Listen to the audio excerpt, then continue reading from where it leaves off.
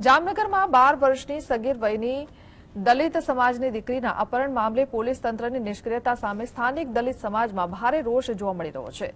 Police ફરિયાદ નોંધાતા 7 દિવસ વીતી ગયા હોવા છતાં પોલીસ તરફથી કોઈ નક્કર કાર્યવાહી કરવામાં આવી નથી। આ મામલે ડીએસપીને ઉગ્ર રજૂઆત કરી આગેવાનોએ આક્ષેપ કર્યો છે કે પોલીસ રથયાત્રા અને અન્ય સરકારી કાર્યક્રમોના બહાના હેઠળ ગરીબોને ન્યાય આપવામાં વિલંબ કરી રહી છે।